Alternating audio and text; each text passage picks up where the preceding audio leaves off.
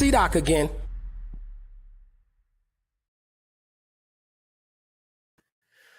Yes, indeed. It is Tuesday night, and it is C-Doc again. What's up, party people in the place to be? KRS-One attacks, and we just have a little old YouTube show going on right now. So I'm your host, David C-Doc Snyder, producer, filmmaker, and president of the SpitSLAM record label, for whatever that's worth. I'm also the host of a show called It's C-Doc Again, that you happen to be watching right now. But I do not host this show all by myself. In fact, I have co-hosts, and my co-host this evening is the SpitSLAM social media manager and lifelong hip-hop fan, the Louisville slugger himself, the homie, the Stromy, So Chuckified. What up, y'all? What up? What's happening, Cap'n? That is a hell of an intro, man. Hell of an intro. Thank you. I was told that we got to brush up on the intros a little bit, so I'm trying to get better at it. Who told you that? The hand? Yeah, she was one of those people, but you know, oh wow, got to do what we got to do. So haters gonna hate, dude. Haters gonna hate, but you know, constructive criticism is not a bad thing. So you know, yeah. What up to all the people in the chat? What up to all the people watching us on the replay? If you dig the show, please like and subscribe to the channel. Got lots of other great stuff aside from our show going up on the channel. Where is Our Lady Out West? Where's she at? She is having technical difficulties again. Okay. That's Can you hear the music? No. Oh man. There's music? Yeah, I was playing Black People by Memphis Jelks. Jelks. Memphis Jelks, our guest tonight. Yeah. Yes, indeed. So, yeah, we'll bring him on in just a moment. Absolutely. So what's good, man? What's good? What's been going on? It's busy time, busy stuff going on. You know, with a lot of releases. It's funny because earlier in the year, we had a handful of artists, and they said, yes, you know, I'm going to release music this year. Just got to finish it. And I said, okay, take your time. And we didn't have a whole lot to release early on in the year. And now it's all coming all at once. Everybody's finishing music, getting it ready to go. So we're going to go out strong here. Not that we didn't start the year strong. Yeah. But we're definitely going to go out with a bang because we got some releases coming up. We got let's see, just to run it down, we have an EP by a group called Freakin' English out of Manchester, UK, headed by an MC called Red Venom. And this was a project of his that was really big on the underground in the 90s. It came out in 93 on cassette only. Wow. And we are re-releasing a remastered version on Friday. So, nice. Yeah, keep an eye out for that one. If you guys dig it's very Soul Assassins-esque, you know, circa 1993. So it's kind of dope with British MCs. So yeah, some cool stuff. Yeah. And then the following Friday, which would be the 26th, we get that new Stetsasonic maxi single coming out. So, I was like, the album's dropping? Okay, maxi single. All right, that's what. Not yet. Hold tight for the album. We're trying to get it done, man. I'm trying to get it done. I hear you. Damn, a lot of good stuff going on. They might refer to this kind of penultimate here towards the end of the year as the money shot. Yes, that's getting ready to blow the money shot. Yeah, that's right. That's what it feels like. What it feels like. So, what's good with you, sir? How are things? Can't tell you anything, you know, living the corporate life, you know, loving it. Shout out to my corporate peeps out there. That's loosen the ties. It's time to get loose. That's right. Indeedy. Well, M-Rock is still on his sabbatical. So, you know, shout out to DJ M-Rock, and shout out to Flatline, Hip Hop Gods, Rap Station, SpitSLAM.com, internet radio, spearheaded by the man himself, Mr. Chuck D. So go check out get yourself some Rap Station, streaming all kinds of great channels, music on there. And check out Chuck's show, And You Don't Stop, every Friday. So, Rap Station for those that need to know. Station. I think I've got the, what is that, RSTV app? Yes. Okay. I think that's what, Or go on your phone, get the RSTV app. There you Rap go. Station. Put a little banner up there for all you banner heads. There you go. Yeah, exactly. Ooh, that's too close. Too close. Man, I got the mad close up tonight. It's like your lighting is very dim. I'm liking it. It's got a mood. It's got a mood to it. Well, I had to go the polar opposite of Memphis Jelks, who is our guest tonight, who has like one of the dopest studio setups ever. Mine's kind of whack. It has one shitty light and this printer behind me. So yeah, I'm just gonna I can't compete. So I'm like, let's go the opposite way and just, yes, I'm in my office, but Jelks is like the Black Merv Griffin. Like he's got a whole fucking set, and he is. Goddamn. I think that's a compliment and all that shit. Yeah, hell yeah. Thank God he's not the Black Jerry Springer. So right, exactly. Well, we're talking about him. We might as well bring the man on. He's sitting there. He's waiting to talk. Ladies and gentlemen, we're going to talk to this very talented MC. Hails from his namesake. I don't even know if that's right, but he hails from Memphis, Tennessee, and very talented MC, SpitSLAM artist. He's been down with Slam Jams for the longest. He's been down with the crew. And we're going to talk to him a little more about that as he comes on the show right now. Ladies and gentlemen, Memphis Jelks. Man, thank you. Jelks, thank you. Man. Thanks, y'all, man. I appreciate it. And y'all set up is dope as heck. So I don't know, y'all be fronting, but bro, you've got like the guest couch, you got the purple lights. I got a printer. I mean, come on, man. Look, C-Doc's set looks like Silence of the Lambs over there. Yeah, seriously. I mean, I'm gonna turn this sideline on, and it's probably not gonna help. No, not even. The dot matrix printer in the background. Yeah, I got a printer. I got the blinds. Yeah, it's a dope setup, man. It shows that you're putting in work. You're printing stuff. You making copies. Jelks, you're too kind, sir. You are too kind. How are you doing tonight, brother? I'm doing well, thank you, man. How are you guys doing? Hanging in, man. Hanging in. Thanks for having me too on the show, man. I love the show. I love what you guys are doing.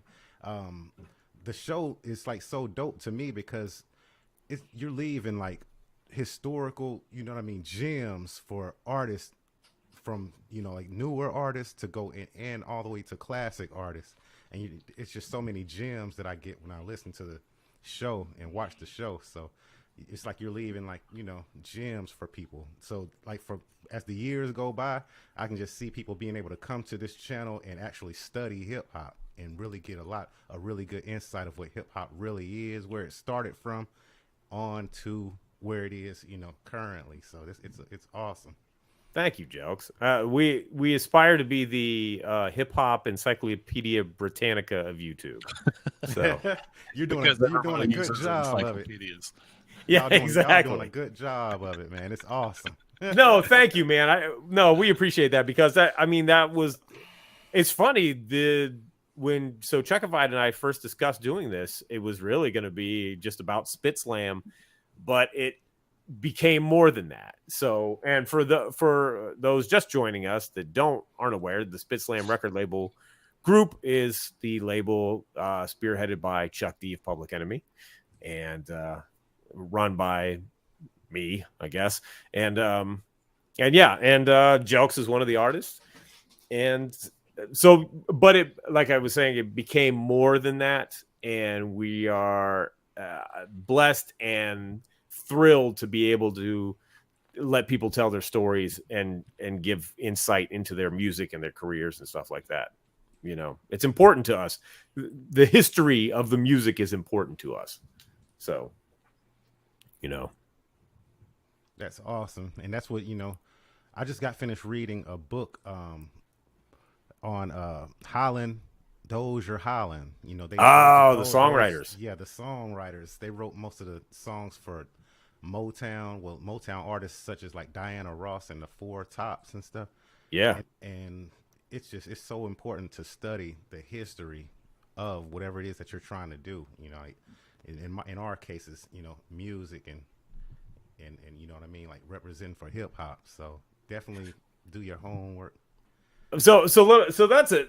This was not a question I was going to ask, but it's a good lead into a question that I want to ask. Is that do you feel in your travels and experiences, do you feel like the current crop of artists or the current generation studies enough? Are they learning the history enough, or is hip hop being plagued by short-sightedness? That's a good question. I think they're learning, but I think the powers that be or whatnot aren't rewarding them for what they're learning to apply what they're learning. They're actually, I feel like, they understand and they love hip hop and they do their research and all that good stuff. But then when it comes to like trying to get signed and get paid to have their music, being played on the radio and become mainstream, the powers that be aren't allowing them to apply what they're learning. That's a good point. It's a good theory, I should say. I think there's a lot of basis in that.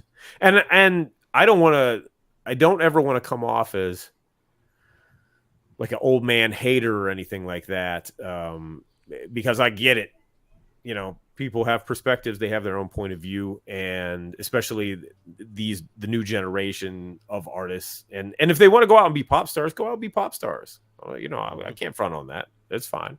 But I do think if you're going to represent hip hop, you should study hip hop, and you should learn hip hop and learn where it came from and learn who came before you, who was carrying the torch, and who continues to. So that's why I was wondering. Agree. Yeah. I strongly agree with that. Because if you don't know where you've been, then how do you know where you're going? If you don't know where we've been, how do you know where we're going?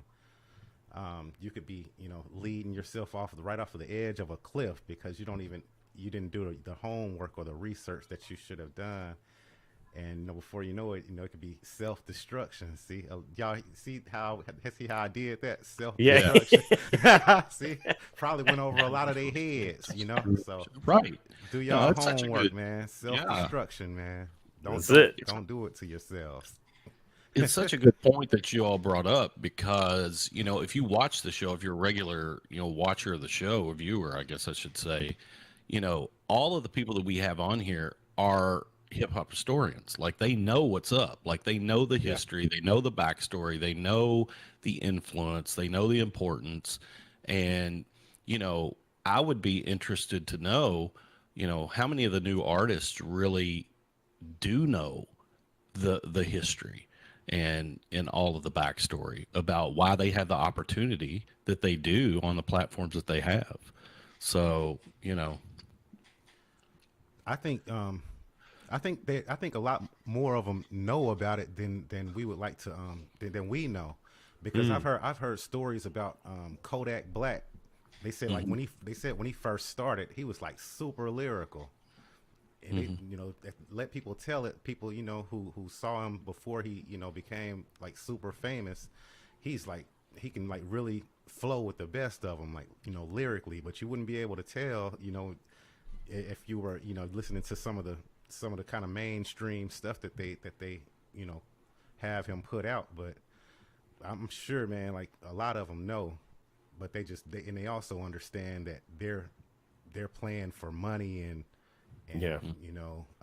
radio airplay and mainstream success, so they know that it's only so far that they're going to be able to take it. I mean, let us not forget, people, that the record business is a business, and it's big business, and so I can't.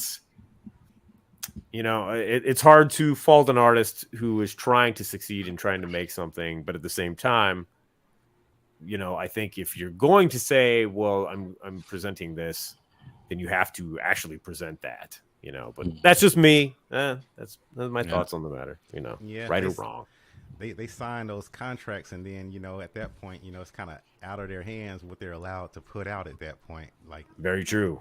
Yep. If they try to come with something that's that would be considered, true hip hop, it may or may not pass the board. When it gets into the boardroom and everybody, votes on what should be the new single, right? It may not make it past them. Right. Very true. It's really funny too when you think about the generation that's rhyming now. When you think back to the OGs, like it was about, listen to my demo here, take this tape, listen to this demo. Or selling tapes out of the back of your trunk or whatever. These kids have a platform that they can put music out with or without, an agent or anything like that. And, you can't fault them for wanting to try to get the best deal that they can for their music. But again, I think it's more about, when Chuck and them were coming up, and all of the people that came before us, it wasn't about the money. It was about the art form. It was about hip hop. A lot of people don't know what hip hop's about. They just think, oh, that's rap music. Well, no, it's not. It's a whole it's a whole friggin' culture, man. Like it is. So. Yep. Go ahead. What did you say, Jelks? I was just going to touch on what So Chuckified said about passing out demo tapes. I would there's been a couple of occasions where I waited outside of a building or two for 3-6 Mafia to come outside so I could hand them my demo, and I did twice. But but they didn't sign me. But shout out to DJ Paul and Juicy Jada. That's what's up. That's the old school grinding right there, man. Look at me now. I'm signed with Chuck D. No, there you go. I'm not gonna rub it in. Shit, you can rub that in. Come on. So real quick, let's unpack. Wow, little light fluctuation there. Okay. If I disappear from the show, the power went out. Yeah, let's unpack this as a question. It said, did you name yourself Memphis, or did someone start calling you by the name?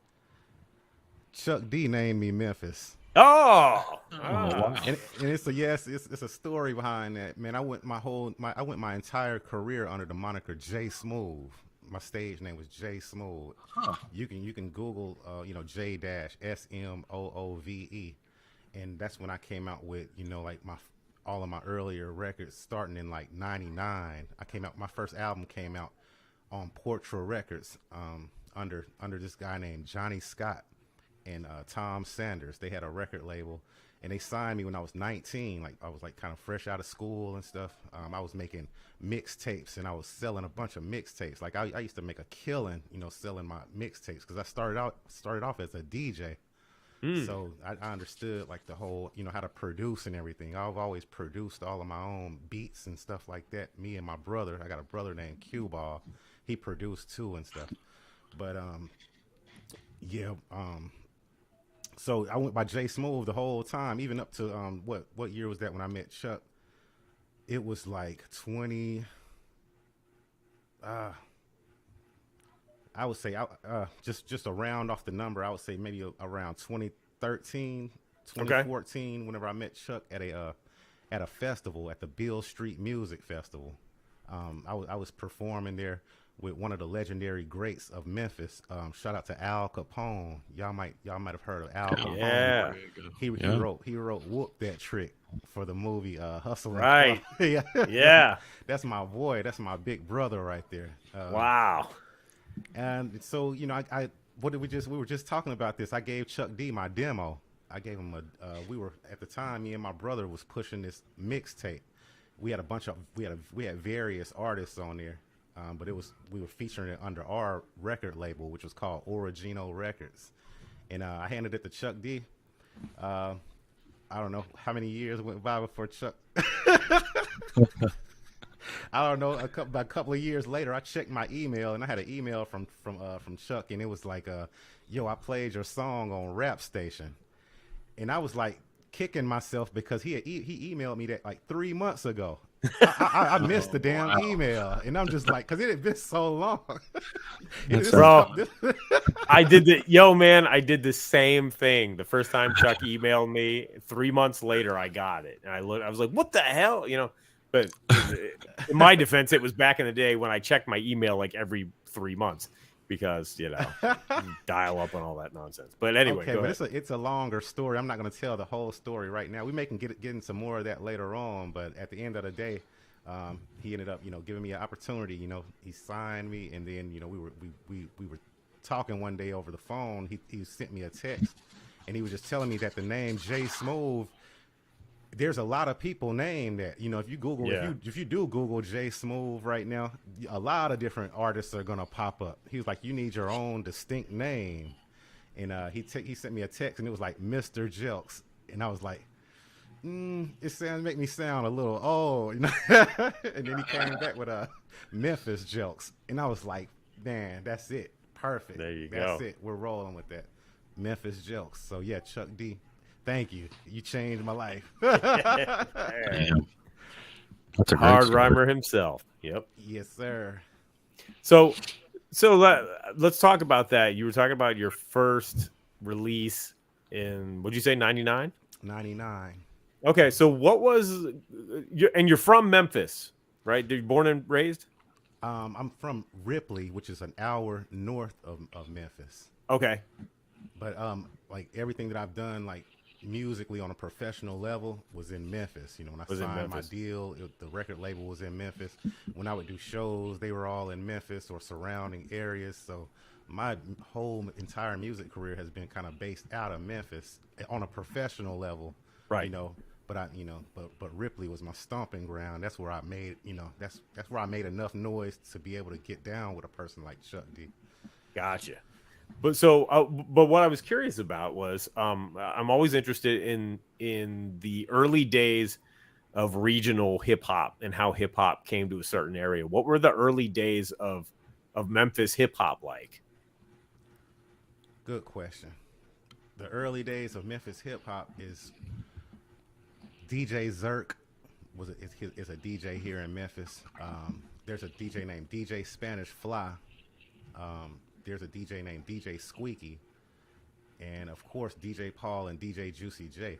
They weren't even together at the time. Like DJ Paul, he had his artists, and Juicy J had his artists. What they would do is they would make these tapes, these mix tapes. They would be albums, but they would be on like these like cassette tapes, and they would have a white sticker on them, and the white sticker would have whoever the artist name, DJ Paul and Juicy J presents Lord Infamous, or something like that. Written, I mean, like somebody typed it on a typewriter. Oh, that's great. That's great. But they would make so many copies. I think they were, I don't know if they were going through Selecto hits or something, or what, however they were getting them copied or printed, but they would put them in stores, like mom and pop stores. Mm-hmm. And the music, it was just so different, and so like it was dark, but it was like the beats were always just crazy, and you would go to the parties and stuff, and all the DJs would be playing those Memphis underground tapes, from those particular like I said, the DJs were above the artists. Like, we knew DJ Paul and Juicy J. You probably didn't know who 3-6 Mafia was, Right. You knew DJ Squeaky. You didn't know like who, well, Criminal Man and Tom Ski Mask, and although they were artists on the tapes. But anyway, everybody would just buy those tapes. They just blew up, and we all loved them. And before you know it, we'd be passing them around, trading them like trading cards and stuff. They would come out with them constantly, and they kind of shaped and molded the sound of Memphis hip hop, and Al Capone too. Capone first, I think it was Gangsta Pat, as far as like getting getting like known as far as like on a major scale. He's the first rapper from Memphis to sign a major deal with Atlantic Records, Right. Gangsta Pat, and Yeah. then second came my bro Al Capone, and then everybody just kind of started. It started going from there, and that's you get that same sound, but it's just upgraded now. It's the same sound though. Those hard beats, like kind of horrorcore, kind of. Right. So that was okay. So that was a part of the music from the early days. That's interesting. Okay. Mm-hmm. I didn't know if that was a sound that evolved over time, or if it was ingrained in from the start. Yeah, it's like they had like a SP12 or something, you know, or 80, you know, or what is it? Was it the SP12 or was it? What were they making the early 808 sounds with? Which drum machine? Well, the 808, The 808, yeah. The 808 was the drum machine, yeah. That's all. That's all it was. Like they would have like the 808 going, and then they may like take a scary movie sample or something like that and put it in there. You'll hear like some Jason Voorhees, like some right. And then boom, boom, boom, boom, boom, boom. And then we get in the club and just start going crazy. You know, the dance was called the Gangsta Walk back then. Memphis had his own dance and everything, and the music went right with it. Like if you still to this day when you hear it, it makes you want to get up and do the Gangsta Walk. Like then it evolved into juking. Now we have a thing we call juking, and then now they call that bucking. And that's when you see people like kind of like really. I used to be like one of the greatest at it. Like it was like our break dancing. Okay. Hip hop started here just like it did like in New York because like it started with the DJs. Yeah. And then we had the gangster walking and the juking. That was the break dancing. Shoot, and graffiti, of course, who we all, know somebody who done spray painted something. What are you talking about? Yeah, so it basically came from New York, and we just, we latched on to it. Our favorite artists were LL Cool J, Chuck D, Public Enemy. We were just like everybody else. It's just some kind of way, like like they came up with this sound, and I think to me that's the sound that's kind of mainstream now. Like when you listen to some of the newer hip hop and stuff, that's the Memphis sound. Yeah, we were doing that before it was popular. It wasn't even cool in other areas or states, but now it's the main sound. But then it seems like it's evolving now into drill music. Yeah. Yeah, it's evolving. I mean, that makes sense given your area of the country. That sound. You were talking about back in the day in New York. So who would you say influenced you the most? Like when did that spark hit and you were like, shit, I gotta start doing this? What can you tell us about that? Man, from New York, when I was a kid, my brother had gotten LL Cool J's album with "I'm Bad" on it. I Need Love, and I used to. My older brother had a friend who used to always pull me to the side and want me to rap "I Need Love" to him because they said that I sound exactly like LL Cool J. On that song, because I could say it exactly like LL in the same voice and everything. So I would say LL was definitely the biggest and baddest, and he'll crush you like a jelly bean. Right. That's great. So yeah. So Memphis, we're gonna put you on the spot. Turn your camera off. Leave your mic on. Turn your camera off. Give us a few bars of "I Need Love." We'll put you on the spot. You said you got it. We want to hear it. You don't have to turn your camera off. Okay. Yeah, okay. just go ahead and do it. Go ahead, When dude. I'm alone in my room, sometimes I stare at the wall, and in the back of my mind, I hear my conscience call, telling me I need a girl who's as sweet as a dove for the first time in my life. I see I need love. There I was, giggling about the games that I had played. Come on, don't make me do it, man. See, my voice was a lot lighter then. I could really sound. I could make it sound like anybody I wanted to. I was probably the first person who could like really mimic people. That's fantastic. Thanks for doing that. I put you on the spot, I know, but Yeah, you brought back a memory. all I could see was my brother's friend bobbing his head, going, "Yeah, he sound just like LL." Wow, that is amazing. So, how old were you when Bad came out? Oh man, let's see, around 7. Okay. I would say probably around 7. you were born in 1980, 79. 79. Okay, Mm-hmm. yeah. That's awesome, dude. So you were hitting it early then. Man, I had 2 big brothers, so I was always trying to keep up with them. So I would be learning the new stuff before people my age because they're going through it and they coming home talking about it, and I'm just ear hustling. I'm like, oh, Brad did what? What? They stole a bike. Oh my God. Maybe we should go steal a bike. Like Brad. Spray paint some shit. Right? And he was the first one of us to record a song too. Wow.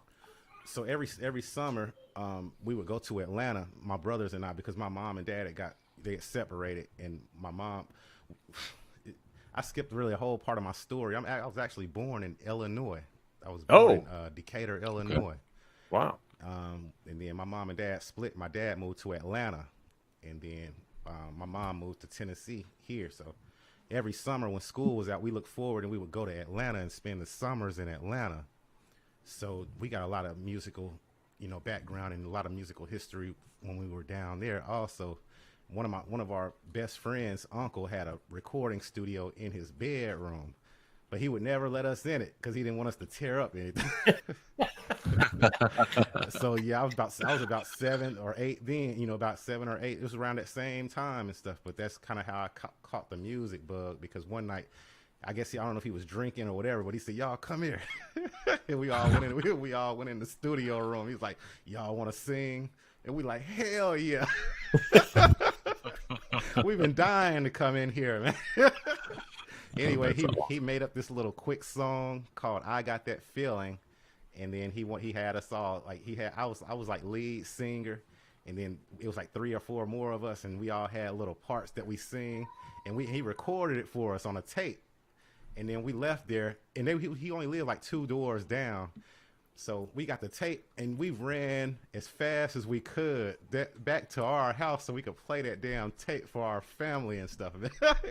So we put the tape on, hit play. Everybody was like super surprised and shocked that it was us and stuff. And I think that was the day that music bit me. It was over from that point on. I knew this is what I want to do for the rest of my life. I want to record and be able to play my stuff, and people love it. And man, so. That was before I even started rapping. So what brought you to rapping? What made you say that, you know what, I'm gonna start rhyming? I loved rap, man. When we were in Atlanta, our DJ, our barber was my stepmom's nephew, and he would cut hair out of his house, and he was a DJ. And he had crates and crates and crates of records and stuff like that. Not only that, he had like a recording studio, inside of his, inside of his barber shop. So he would record MTV, like he would record Yo MTV raps all the time, and he had all kind of VHS tapes, and each VHS tape had hella they were all full of hip hop videos. So, nice. So we would ask him, can we keep them? Every time we go, he would let us keep a different one, but we got to bring the other one back. And so that put me up on Kwame. I'm still a huge Kwame fan. Stetson Sonic, that's how I saw their video and stuff. You know, Public Enemy. I think at the time, the bass heads was out.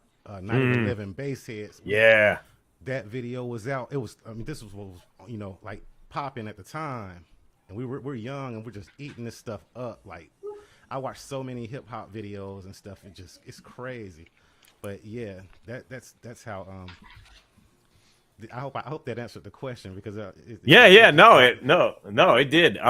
It's funny, man. Somewhere I have a videotape that has, and it's only like the beginning of it got cut off because I was coming home from the mall and I forgot Yo MTV Raps was on. I came running in, I put the tape in and hit record, and it was right in the middle of the Bassheads video.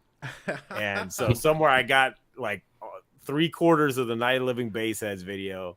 Nice. And then that same episode was like the only other two I remember were the Real Roxanne and EPMD's You Got to Chill was like the last video of the episode, I think, if I recall correctly. You know, we're talking 30 plus years ago.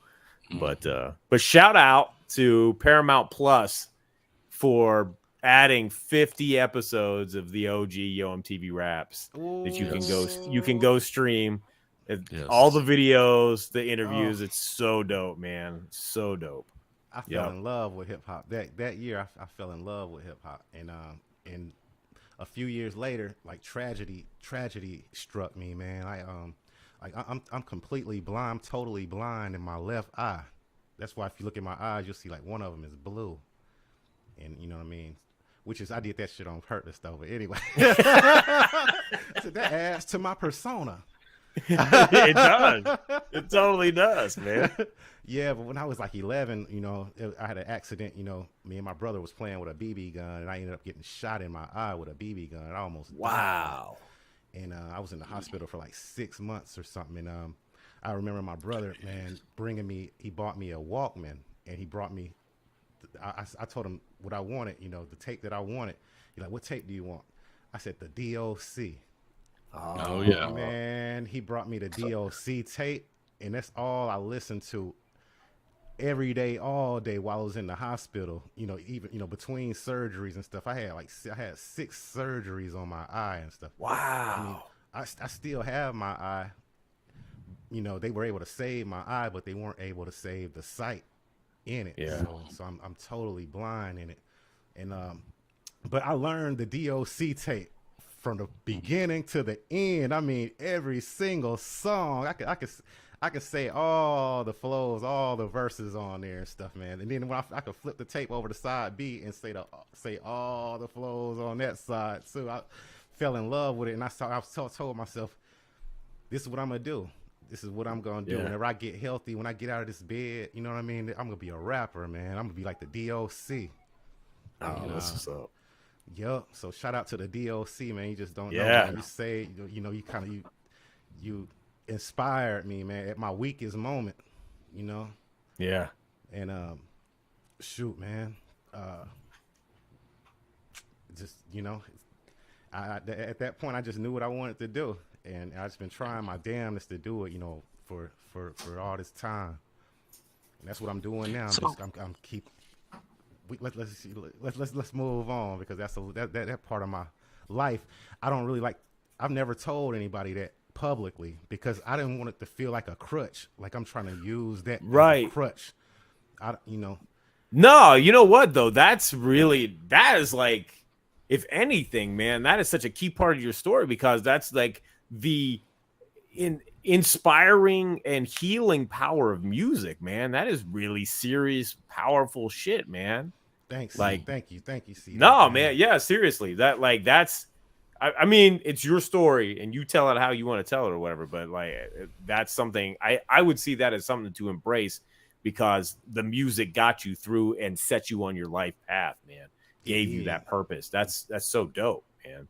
It did. Thanks, C-Doc, man. Yeah, of course. I just didn't want people to say that I'm trying to, use it as a crutch in order to, Oh, no.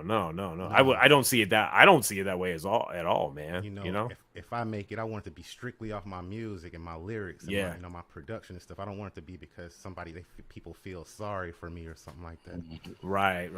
Nah. No, not at all. That's great. Thank you for sharing that story. You heard it first Absolutely. here on It's C-Doc again. Thanks. Exclusive. Exclusive. Yes. Exclusive. I mean, that's such a pivotal part of your origin story. So, I mean, thank you for sharing that with us. So, I got two questions. One is related to the DOC, No One Can Do It Better album, Man. and then there's another question right after that. First, the DOC album. What's your go-to track on that? I've got mine on that Ooh. album. What's your? I know every one of them That's is a tough. banger. Yeah. Like when you hear- May I interject and say, possibly unpopular opinion. I think that's, well, I don't want to say greatest. I will say it's my favorite Dr. Dre produced project. I think it's his most solid work. I agree. Thoroughly. I agree. And I also think that the DOC would have been the greatest rapper ever. One of the greatest rappers. Like, had he not got into that car wreck and his voice, I stand by it, bro. What happened in an alternate timeline in the multiverse out there is what happens to West Coast hip hop if the DOC does not get in that car accident? Yeah, that's true. Exactly. Man, come on. Totally changes the trajectory. Come on. Totally changes the trajectory. I like Snoop, but it might Snoop might not he may not have made the cut if the DOC would have been doing this, still doing his thing. Because if you listen to that whole album, the DOC don't even cuss on that album.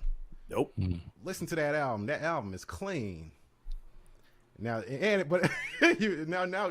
think the last song on there when they had Eazy-E and them on there, NWA, of course they cussed on that one. Yeah. The grand finale.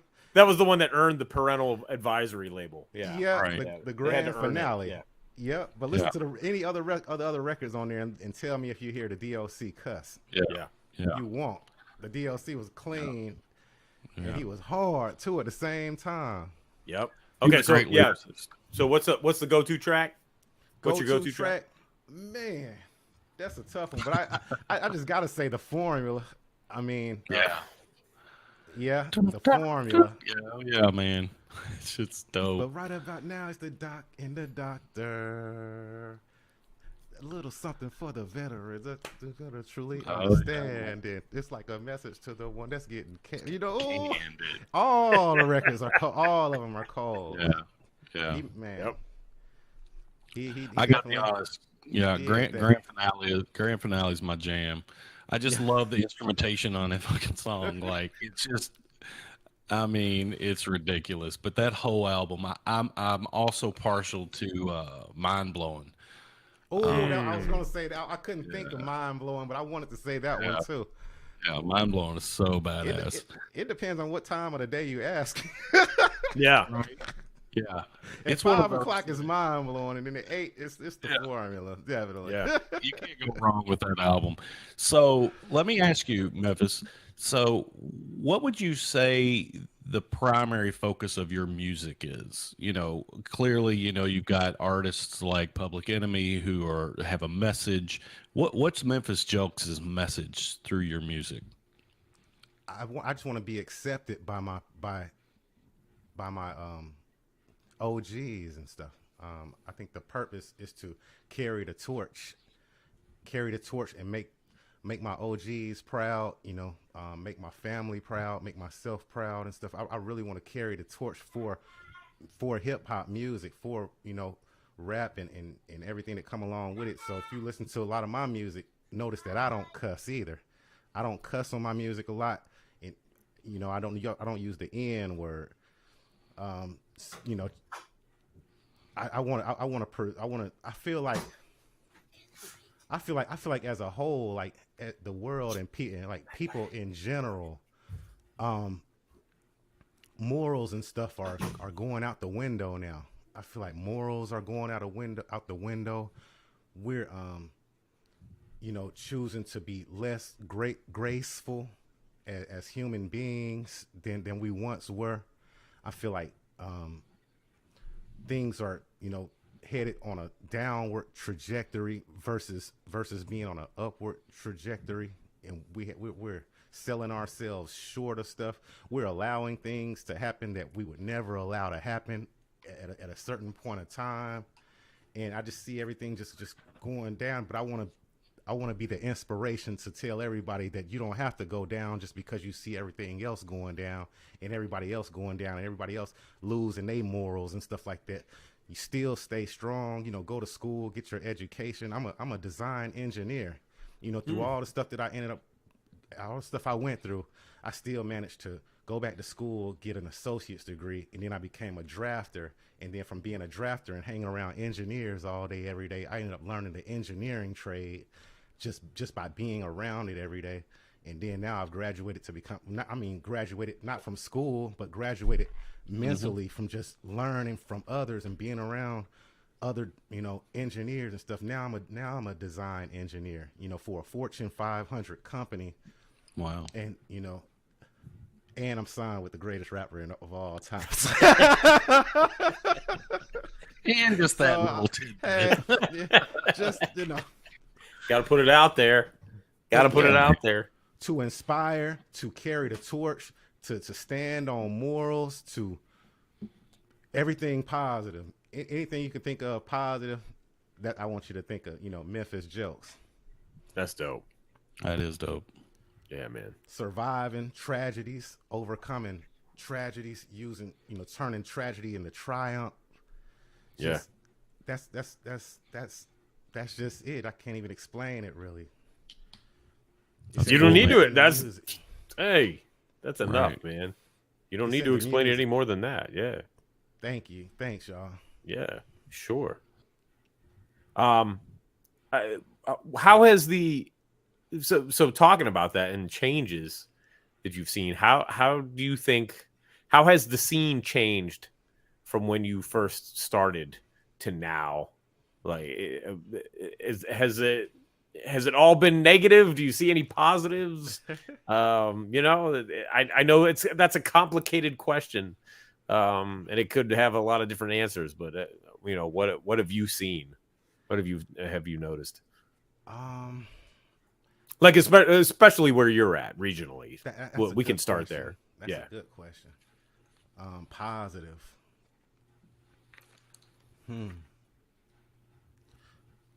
I don't have to pay $65 an hour for studio time anymore. That's a big positive. Right?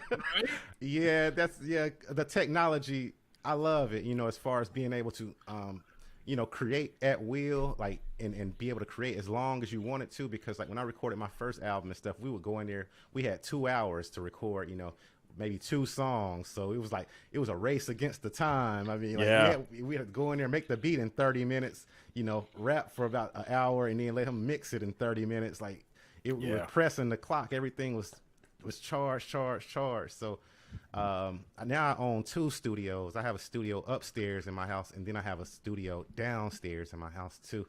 Wow. And the reason why I have 2 is because one of them is portable.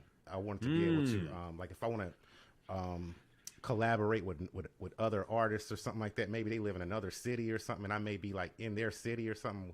Well, I have a portable studio, like, you know, studio monitor speakers. I got an Apple computer, you know, like this little that's dope set up like that.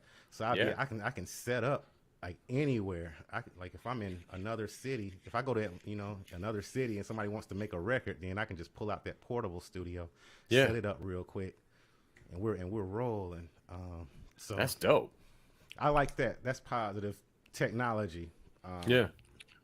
Even with Facebook and Instagram and all that stuff, it's positive too if you understand how to use it and you don't abuse it. Like, you know, Chuck always tell me that, you know, use it as a tool. You know, don't be a fool. Yes. It sounds like Mr. Chuck. That's positive. Technology is positive if you use it right. Yeah. Agreed. Yeah. How have things changed in Memphis? The scene wise, hip hop scene wise. Do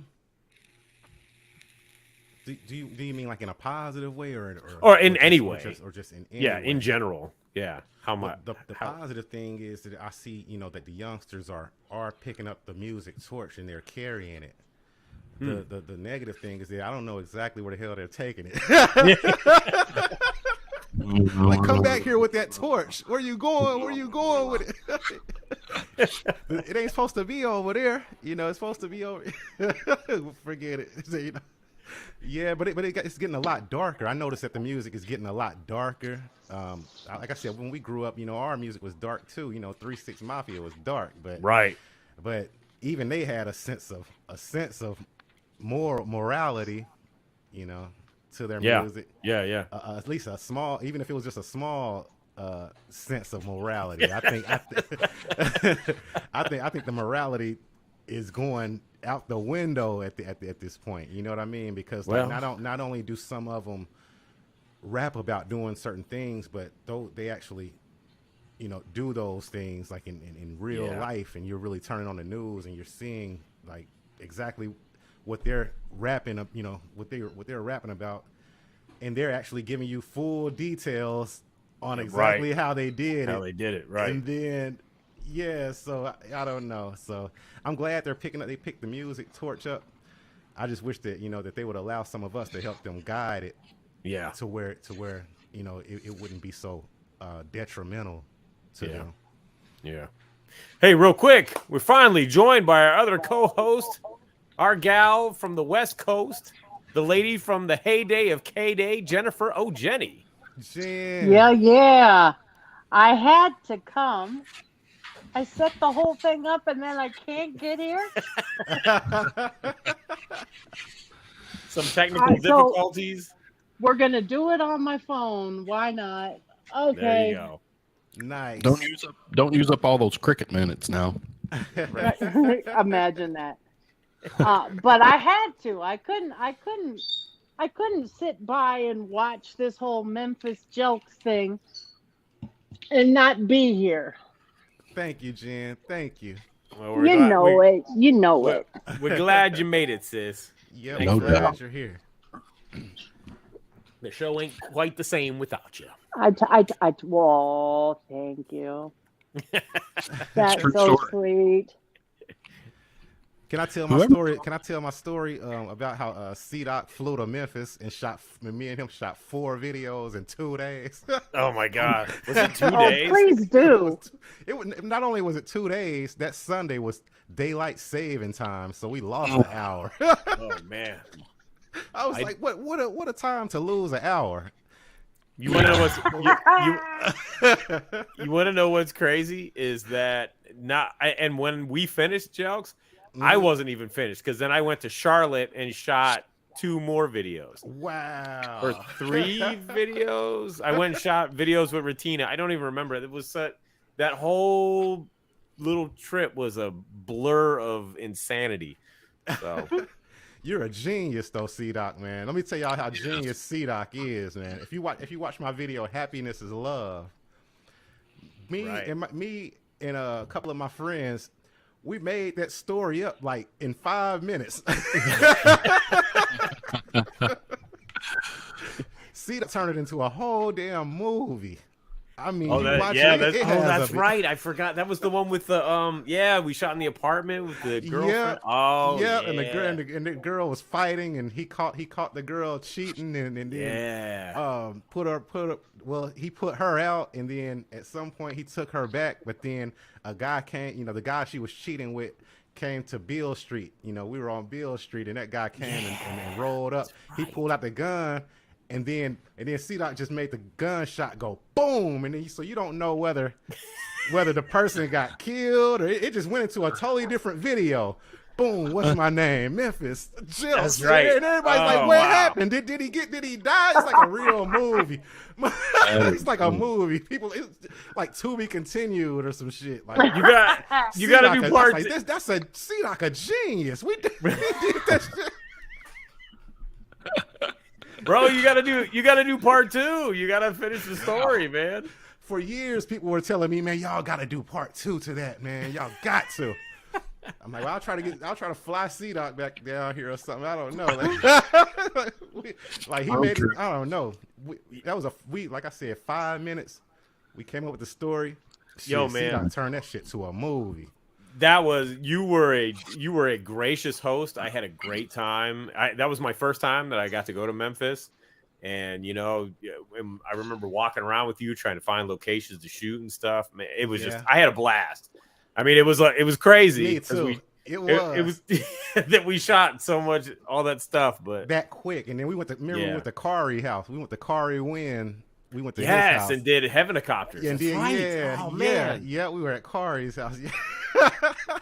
That's right. Shout out to Kari Wynn. Yeah, man, the great guitar player for PE. Yes. Yes, sir. Man. Yep. I was trying to take you to get some barbecue, but you were just like, you were pressing for time. I'm like, you in Memphis, you got to eat some barbecue. Yeah. You can't leave Memphis without eating barbecue. Come on now. Next time, bro. Next time. Next time. Yeah, definitely. I gotta come down because Elvis was a hero the most, but he never meant shit to me. But my son Davey is a big Elvis fan all of a sudden, and he wants to go to Graceland. But I don't know about that. No. But I do want to.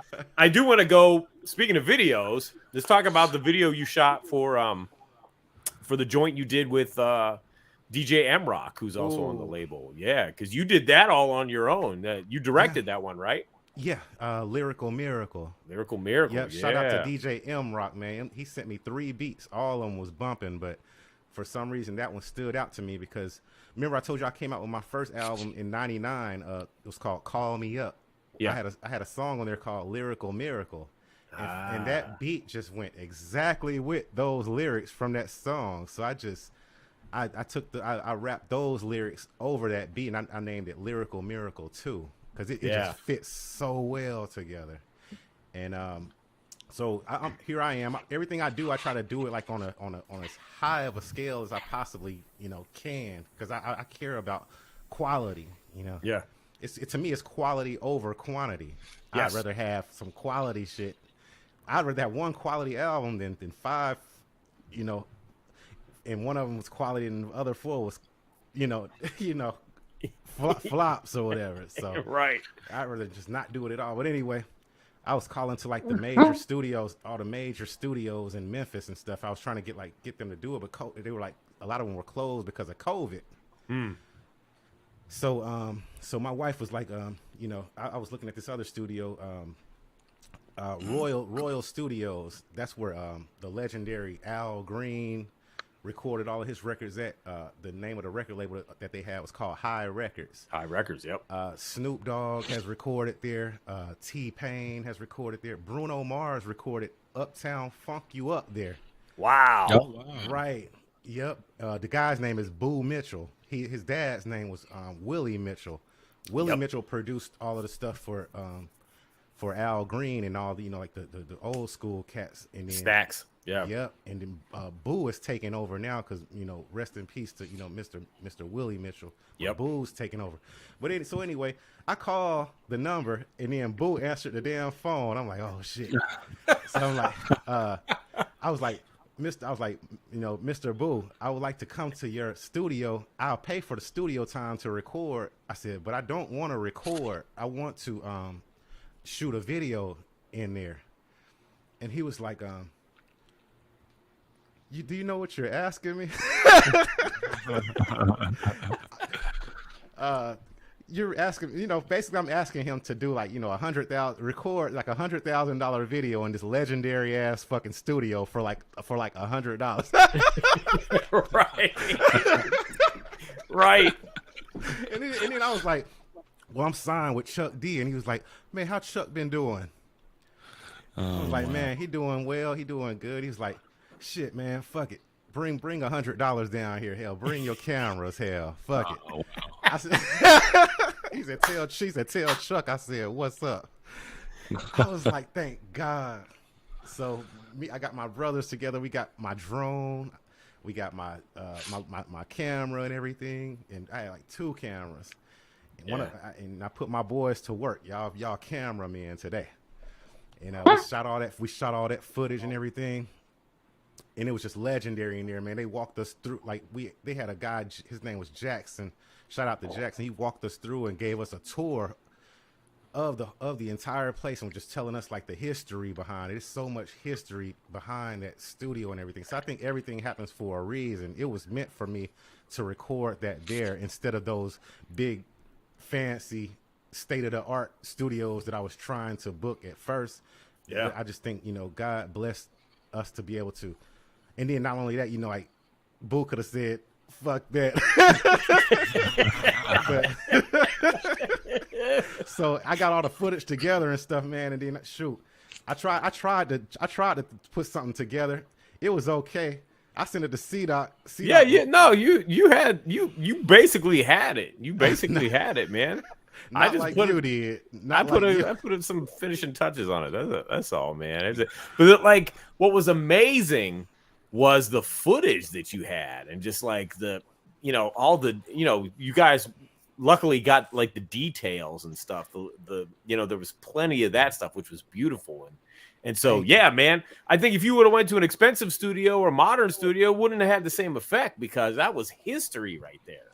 It wouldn't have. And then at the end, I signed my name on the board, on the board that I signed my name on. Like, it had been signed by some celebrities. Snoop Dogg had signed it.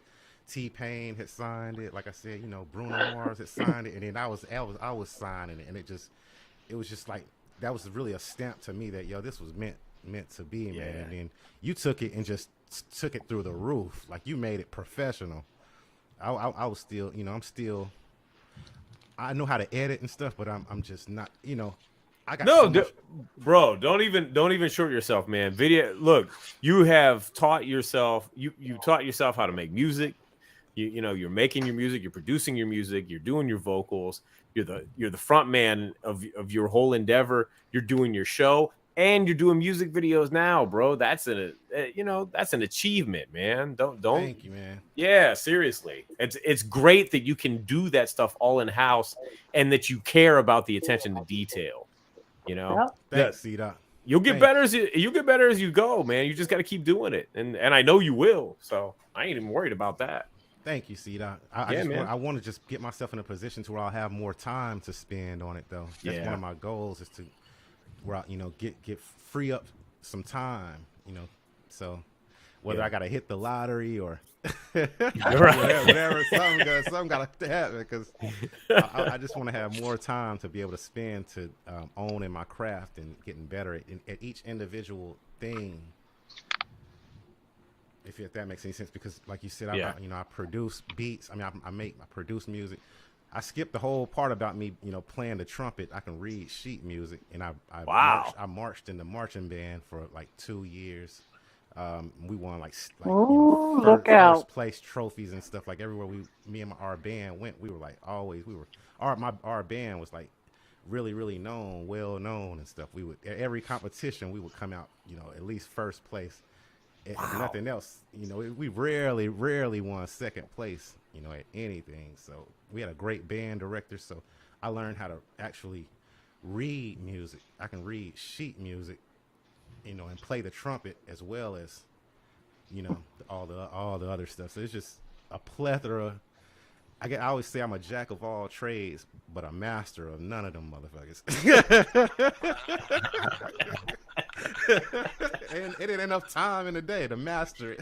Yo, man, seriously. Do you incorporate the trumpet into any of your music? I don't, but people tell me I should. They's like, man. They be like, seriously, come on live. They be like, you should be on stage, and then like just go grab the trumpet and just start, playing. Yo, man, people would bug out. Dude, you gotta put some horns in there. Come on. Yeah, man. Man. I may mess around with that at some point. Who knows? You should. I would love to totally see that. Should. You totally should. If Lizzo can pick up a flute. yeah, Lizzo can play the flute. Yeah. It's a big difference in knowing how to play sheet music and read sheet music and stuff. And, we would have to go in front of judges, and sometimes they would have like these, like, they call it solo ensemble. We would have to go in front of judges. They'll put you in a room by yourself with like 2 or 3 judges, and they're just staring at your ass. You got a piece of sheet music in your instrument, and you got to play your freaking heart out. Like, and you either win like a red is like blue is number 1 trophy, number 1, I think, or red is like number 2, and green is number 3. I think I won like the number 2 one whenever I win or whatever. I was good, but I wasn't that damn good. Like I said, I was a master of nothing.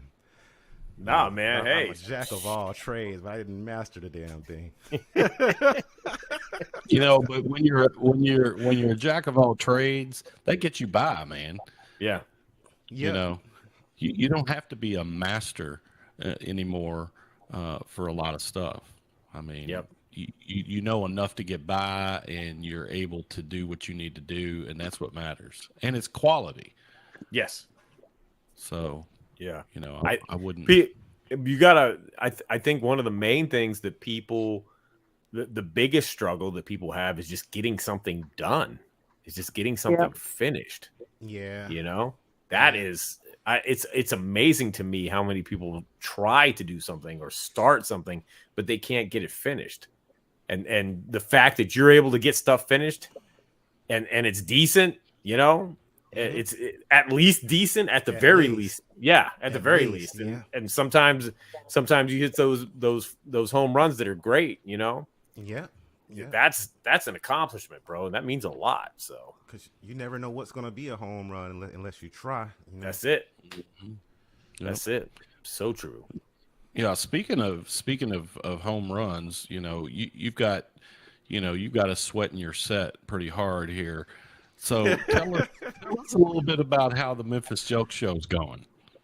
Oh man, I love the Memphis Jelks show, man. I wish y'all were my host. No, I'm just playing. I love my guys, but they're engineers too. And one of them. As a matter of fact, we had started a rock band, me and them. Word. Yeah, What? right before the pandemic hit. If you go to my website, if you go to memphisjelks.com, just click on the tab that says the Grind Stacks. Ask me who named us the Grind Stacks. Oh, I know that's a Chuck D name. That's got Chuck D written all over it. Yeah. Yep. Because two of the guys in my band were from a heavy rock background, and then Chuck was like, you know, by me being Memphis, he added stacks to it. Is that right? So they're the grind, and you're stacks. Your stacks, So yeah. The grind stacks. I was like, you a genius. Yeah. But anyway, we put together some songs. We would practice like twice a week and everything in my garage. I mean, we were awesome. We had a keyboard player. His name was David. We had Joel. He plays lead guitar. And then the two guys that are on the Memphis Jelks show is the black guy. That's O. His name Orlando. Shout out to O. He's the drummer. I mean, he's so awesome on the drums. And then my bass player, Justin. So, you know, O ended up getting another job. They're both engineers too. That's how I met them, because we're all engineers. Hell, my whole band were engineers. That's great. We smart as fuck. Like,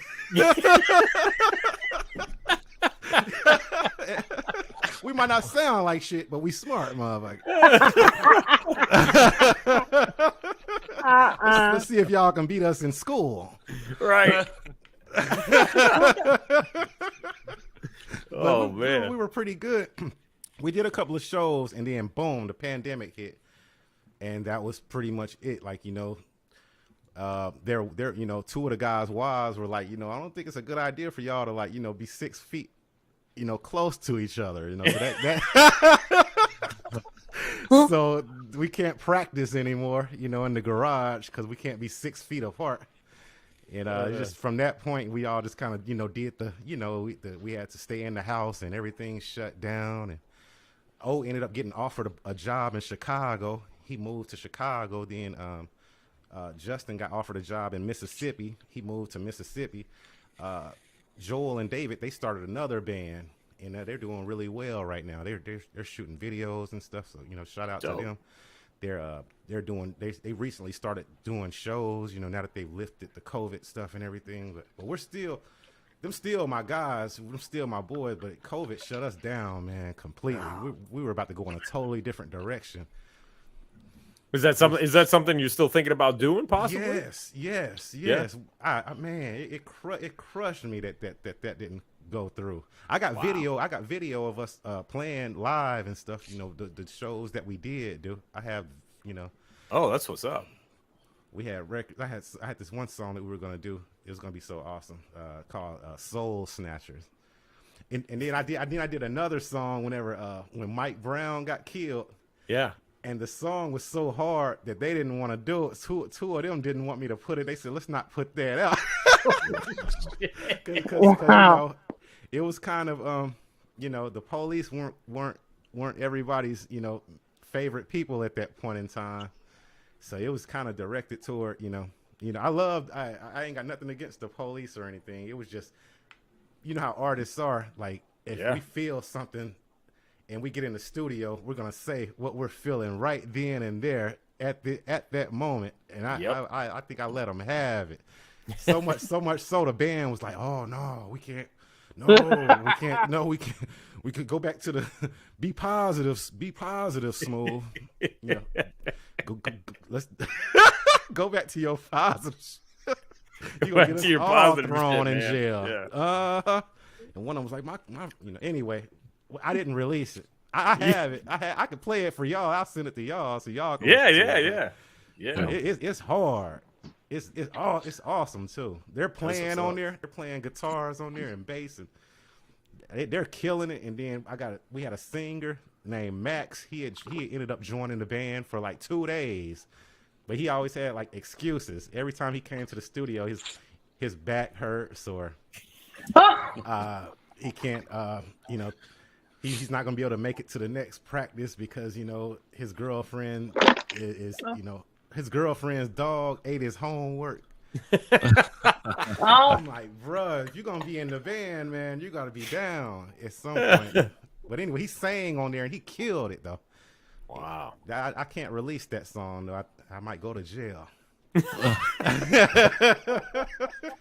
See, now you got to release it. Wow.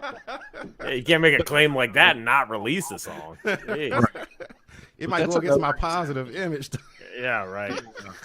But see, that was that's another example of music being, you know, cathartic for you. Yeah. You know, during you know, terrible times. I mean, it hasn't changed. I mean, let's be honest.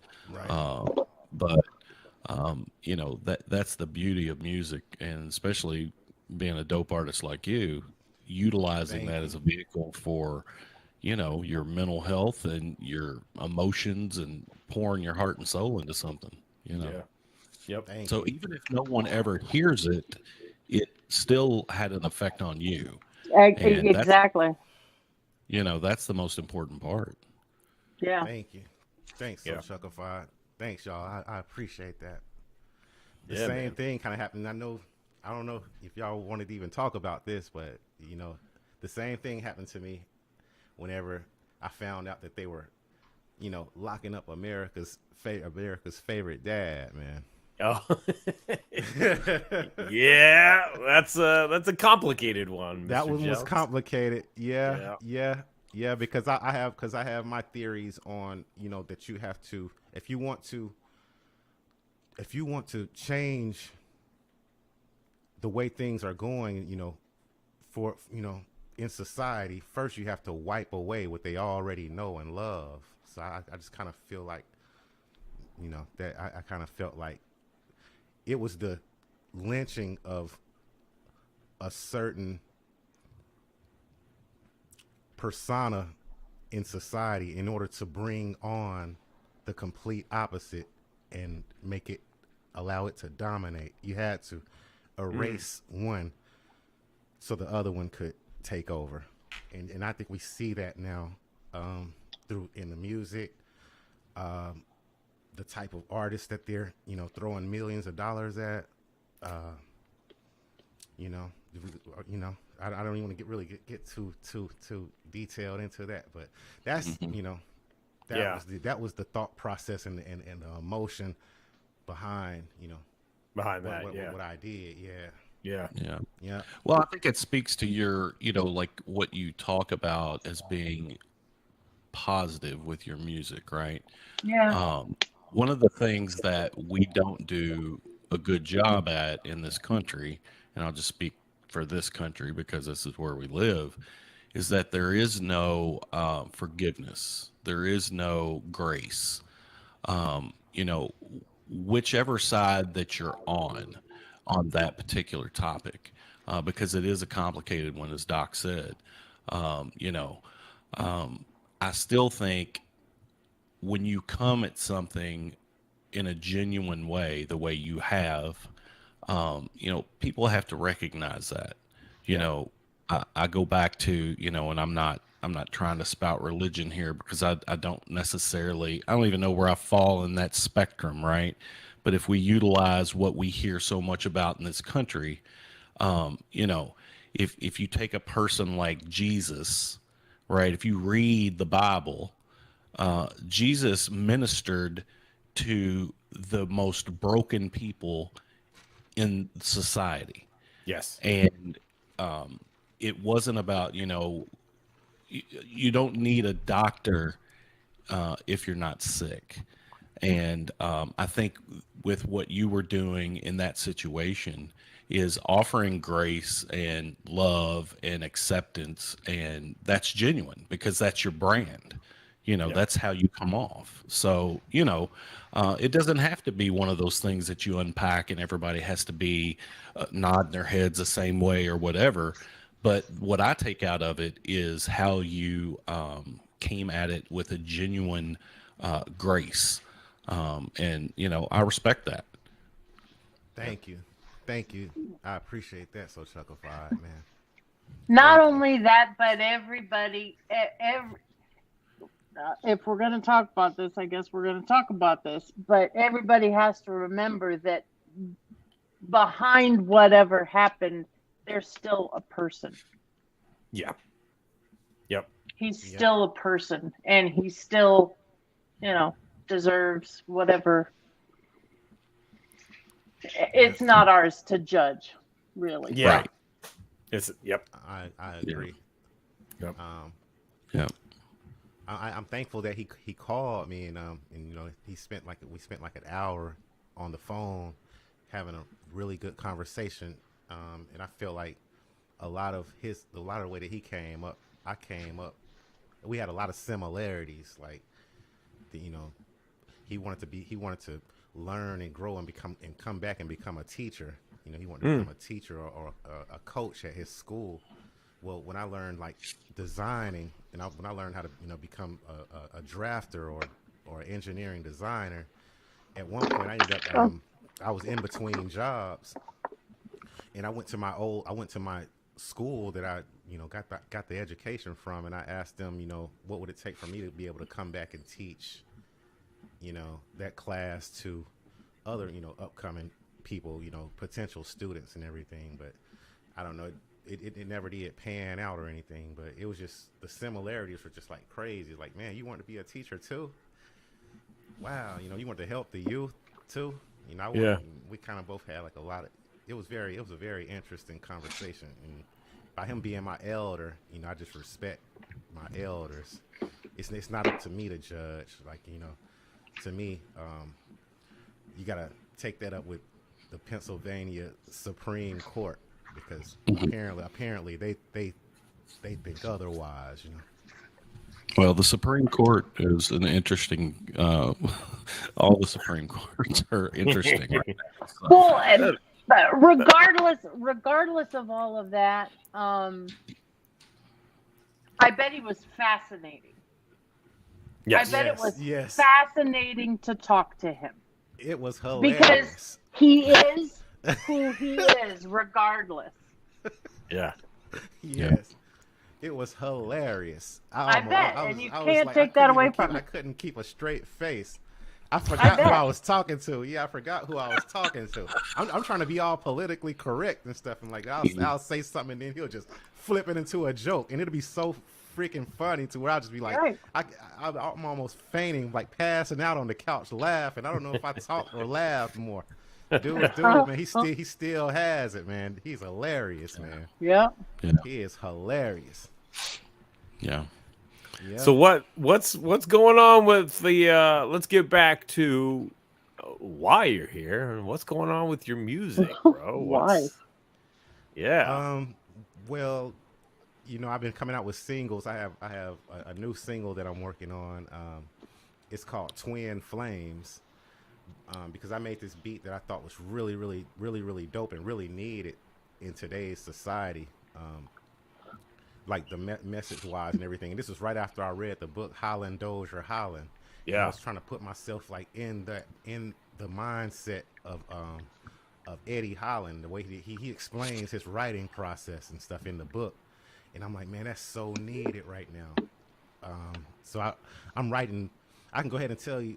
I don't want to spoil it, but I'm writing from a perspective of like when people used to write about, like they would try to woo their women with words that were beautiful and enlightening. You know, you light up my life. You know, you light up. You know, you're the apple of my eye kind of thing. You know what I mean? Like really coming up with these like real like lines that are that they like they used to come up with then, because it was so much love and passion in their music now, and now I just feel like there's just so much hate and sex, and just let's hurry up and run to the bedroom and have sex, you know. No, I wanted to, I put this new single that I'm working on, Twin Flames, is in the mindset of let's chill under the stars on the beach and just, you know, watch the moon pass by. You know what I mean? Like, That's dope. things that I feel like that's needed in society. Those are kind of records that I make, like Black People. The reason that's a single that I have. It's Black People's that already song. out. And the idea and concept behind that was that the N word has gotten so, what's the word for it? It's being utilized so much so, and being accepted so much so, that I feel like Black people is the cuss word now. Yeah. You can say the N word all day, just don't say nothing about Black people. Yeah. Wow. How ironic is that, you know? Right. Wow. Yeah, it's normalized. It's You like know? I'm cussing because I'm saying Black people. It's like I'm cussing. If I would Wow. have said the N word, it would have been normal. Right. I was supposed to say the N word. Wow. So it's things like that. But I did the Kobe Bryant single, and I shot the video to that. All of my stuff is on MemphisJelks.com, and it's on my SpitSLAM Bandcamp page too. A lot of those songs. But that's why I'm working on singles, because I don't feel like people are ready for an album from me yet. Interesting. Because I want to have something hot and smoking and it's making noise, and I have enough I have enough songs to put out multiple albums. Like in my studio, I have like, I don't know, a whole lot of songs recorded. I have a vault. I'm just You get the Prince vault down there. I was just gonna say that. Yeah, I was just gonna say that. Yeah, I got the Prince. I got a vault like Prince. The Memphis Jelks vault. But You I almost don't, got I the don't, purple. I don't think the demand is there yet. I don't think the demand is there yet for my full album, to release another full album. I want to get a hot ass single and get some support behind me, and then go ahead. Then I think, release the album when there's actually a demand for it. Interesting. But Interesting. I've been thinking about doing this as well. I've been thinking about like getting with some of these like local venues, and just start throwing like networking events, because I just feel like that would be like let's say after work, like an after work get together, and I'll have a DJ there, maybe just playing music. It doesn't have it doesn't have to be about me. It don't have to be about my music. None of that. Like just trying to get people together. And then once we do get together, then I can explain, like, I'll be like hosting events, and I'll be like, welcome to the, Wind Down Wednesday. Thank you all for coming out. And that's when I'll tell them, I'm Memphis Jelks. We're gonna be doing this and that.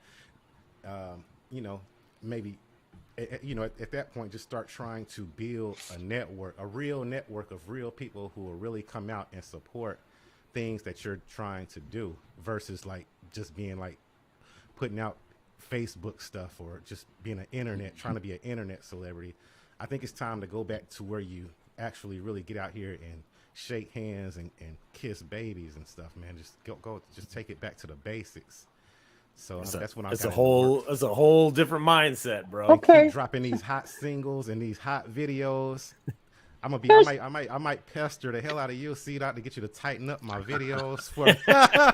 Ask, please, C-Dot, will you tighten up this video for me, man? Yo, man, I'm just text message away, sir. It's all good. Okie dokie. But just Memphis has a whole schedule going on here. You see that? Yeah, right. He's all about wooing women, kissing babies. Don't tell my wife. Kissing babies, shaking hands. Yep. He's got a busy schedule. He's gonna be running for public office here pretty soon. I was just about to say that. Releasing an album is like running for public office. Yeah. you have to have a campaign. Yep, and you have to get out there, and you have to you gotta kiss babies and shake hands and see, and you might want to put signs in occasion, people's yard. Yeah, right. You might want to put occasion. signs. I might put signs in people's yards, like vote Memphis Jelks. And then there's the rare occasion when you'll catch him in his pool in the backyard. Oh no! Doing a live. Yeah. Oh wow! Oh man! See, that could be your campaign video. You could start it out and you'd be like, "When I'm alone in my pool, and sometimes I got it." That's all I got. I stare at the phone. Yeah, that's right. Wow. It's all taking place. It's all coming together. All comes back to LL. That's right. I was gonna say, the only thing missing is I need love. Yep. Yes, the world needs love right now. I promise you, does. the world needs boy. love. So LL called it on that one a long time ago. Yeah. Speaking of that, though, you also did a track for Ukraine, right? Yes. Yeah. Yep. I just couldn't imagine how those kids felt when the bombs were hitting their buildings where they grew up at, in their schools, and just destruction. All of a sudden, out of the blue, just all of a sudden, mass destruction is just happening all around you, and people that you knew from your neighborhood are laying in the middle of the street, bleeding and stuff like this. Man, it was for the kids. It was for the kids. I couldn't believe that in here in the 20th, was it 2020 or something, 2021 when that started, 2021. I couldn't believe that. Damn. Yeah, we're supposed to be doing that in civilized. 2021. Yeah. What year are we in again? Yep. Yeah. So it's yeah, crazy. I did Ukrainian Child for the kids. It's on my SpitSLAM Bandcamp page, and it's on my website. No, it's not. That song's not on my website yet because I gotta run that too. I run that too, so I gotta find some time between all this shit to go update the website. Yep.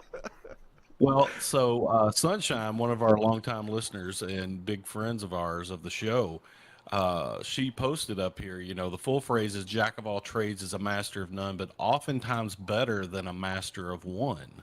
Ooh. So it's actually a compliment. Whoa, that is dope. Let's unpack this. Thank you so much. I need to screenshot that.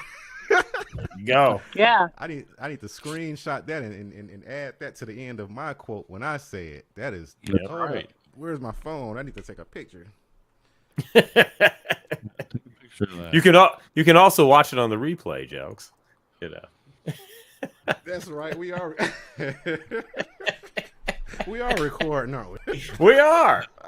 Yeah. It'll be saved on the internet for all of posterity. For forever and ever and ever. Yep. Or until they shut Google down. Yeah, Google's going to be ruling the world. I was just reading a story about them today. They're teaching robots.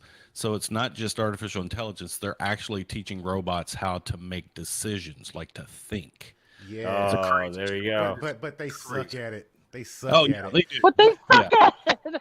They do because they have like these super big computers and they're trying to emulate the mind of a mouse first, but they can't even get the computer to emulate the mind of a mouse right now. Yo, man, they're far away. Every time I hear about this stuff, I'm like, did any of you guys watch Terminator? Did anybody watch that shit?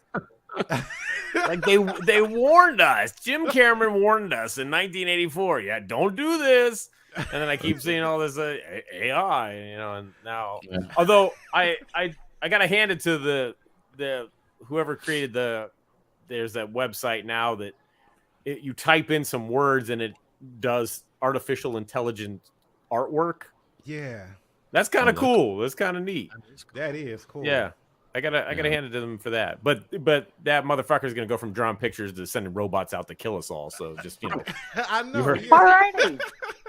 Yeah. I know you've seen the one C-Dot where you can you're gonna be able to tell it, make me a jazz beat, but I want a trap drum and some country guitars, and then the box has algorithms, and it'll algorithm all that what you told it to do, and it'll sit there and make you a beat with trap drums. I haven't country guitars.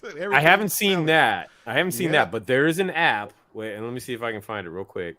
I found. There's one that I keep seeing on Instagram. I don't know. I don't know, but this one is called Stems, right? Oh God. And it ain't perfect, but it's really pretty amazing. You load in a song, and then you can separate. You can take the vocals out. Mm-hmm. You can take out the drums. You can take out the bass, and the shit literally works. Wow! Yes. Oh my goodness, man! I swear to God, man. Isn't that what Daddy-O plays around with all the time? Dude, I was gonna say he might. He might. I don't know. That should bug me out because I was like, "There's no way that this works." And I downloaded it and I threw a song, like one of my own songs. I threw it in there and I swiped all the music down, and there was the acapella. Now there's a little bit of distortion, but it's all AI, and I was just like, you have got to be shitting me. Oh my God, man. Dude, think about this. So back in the day when we were all wanting to rap, we had to go find a fucking maxi single that had an instrumental on it. Yeah. Yep. And you just killed for something that had a break where you could just chop it and keep pausing it and do the pause tapes and stuff. Yeah. These fuckers now can just go and get an app and just bam, they got an instrumental for every fucking song. They got it so made. Yo, man, they're making beats on their phone, Mm-hmm. Yeah, they are. MPC apps for their phone, which I was going to download and try just for kicks. Man, we're old. That's another thing that I learned from another lesson that I took away from reading Holland Dozier, how spoiled we have gotten as far as making music, making songs and stuff like that. Like when they had to come up with a song, one of them may come up with a melody on a piano or something, but then they had to go to the studio. They had to have a bass person who actually knows how to play bass, a lead guitarist. They had to have a pianist, a drummer. Like they had to have all of these things, in order to make one song. And guess what? If the song didn't hit, you just lost. Yeah. Right? You had to pay all those musicians and stuff to come, and if the song didn't hit, it was just a total damn loss. It wasn't just like I said, I take advantage, and I have been taking advantage. That's why I'm glad that I read that book, is because it really let me know how spoiled we are with the technology that we have. And I'll sit up here. It took them 3 weeks to make one song, and I could sit up here and make a song like right now when we get off of this podcast. And that is we should be so grateful for that. We should be so grateful for that. That begs the question to everyone on the show right now. That begs the question: is that a reflection? Is it too easy now? Is that a reflection of the music? That brings up that great point. Jenny's nodding with a big yes. I don't think so. Oh, I totally do. Everybody and their mother can put out a single now, and they are. Yeah. My mom's visiting right now. As soon as the show's over, I'm going to make a song with her. So. And Kanye. Yep. Kanye puts all kinds of shit. He's just because I got the Stems app. I can go take his vocals off of anything. There you go. Right. Mrs. Doc featuring C-Doc and Kanye West. You gotta send me a copy of that, bro. I may just do that just because it's so Just insane. to do it. Yeah. Just because it's funny. Yeah. Yeah. C-Doc's mom featuring C-Doc and Kanye West. Eminem. I think it should be Eminem. That's right. Maybe I'll put M on the remix. Who knows? Oh, that's a The good call. possibilities are endless. You know? I do believe that, I agree that it's a lot easier to do, and to some people it may be like too easy, but I don't believe that it's easy to make a hit song. I was raised just knowing, like, my elders would tell me, look, a hit song has legs. Yeah. Well, But no, who's I talking agree. about hits? No, I agree. Well, I'm talking about hits though, like, so it's not as easy. It's like everybody can play the lottery too, right? But Yes. like only few are gonna win. So Just because you can doesn't mean you should. Right. Yep, exactly. No. Oh man, I preach that so much.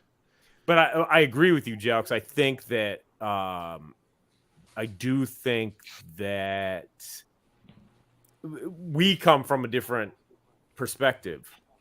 We're coming from a different perspective on it, that when we're making a song, we ain't just trying to make some bullshit. No way. No.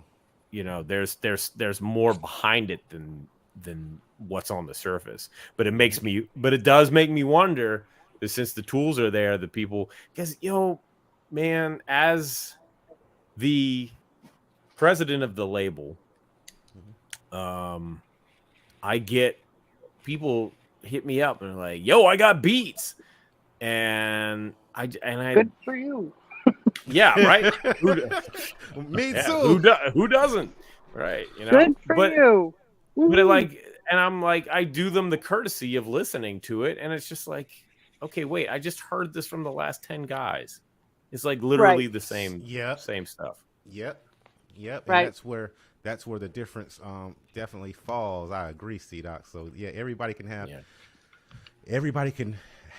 the equipment that it takes to do it and everything, but what comes out of it is what's gonna matter in the end. But see, that's what I'm talking about. It's become so easy that everybody can do it, and everybody starts to sound the same, and everybody's putting out one thing after the next, and they're all garbage. Mm-hmm. Yeah. Yeah. So all I think you're garbage. speaking to. That's the beauty of being independent. That's the beauty of being independent is, and being on SpitSLAM is that we're able to A&R our own stuff. Yeah. See, when the only reason they all sound the same is because, like I said, they're sitting at the table with these big head people who have this mathematically thought out process of how to make a hit, and it has to fit into this mold. And if it doesn't fit into this mold, we damn sure ain't putting our millions of dollars behind it. That we're gonna have to pay all these radio stations and stuff to cram this bull crap in people's heads and stuff.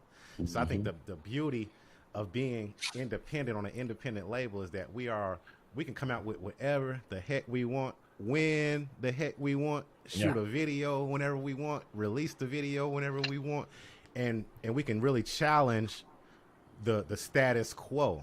We have the ability to challenge the status quo, and who's going to stop us? Right. You know what I mean?